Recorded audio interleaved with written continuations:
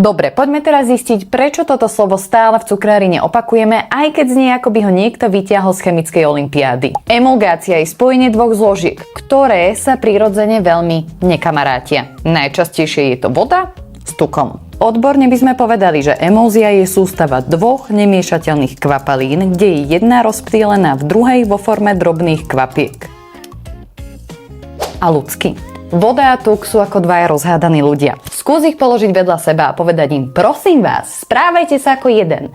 No sami od seba sa úplne nespoja. Keď robíš ganáš, šlahanú ganáš, krémeo, mús, pudingovo-maslový krém alebo aj niektoré cestá, tak veľmi často spájaš vodnú a tukovú fázu. Smotana, mlieko, ovocné pyré alebo vajcia prinášajú do hmoty vodu. Ale napríklad taká čokoláda, maslo alebo kakaové maslo či žltky prinášajú tuk. A našou úlohou je dostať ich do jedného funkčného systému. Emulgácia pritom nezačína štyčovým mixérom, kde najčastejšie toto slovo v postupe danej receptúry vidíš. Začína už samotným miešaním, či metričkou alebo so stierkou a postupným zapracovávaním jednej fázy do druhej. Ale tyčový mixér je jeden veľký plusový bod. A prečo? Pretože do hmoty vnesie viac mechanickej energie a pomôže ten tuk rozdeliť na oveľa menšie kvapôčky.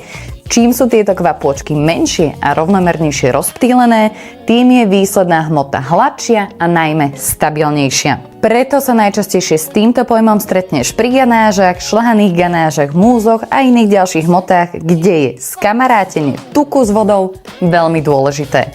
A ak emulgácia neprebehne správne, tak s výsledkom si sa už určite niekedy stretla. Vyzrážaný tuk, nestabilný mús, zrnitá ganáž a tak ďalej. Takže keď v recepte uvidíš premixujeme tyčovým mixérom do hladkej emulzie, tak to nie je iba dekoračná veta na záver. Je to technologický krok k lepšiemu krému a stabilnejšiemu krému.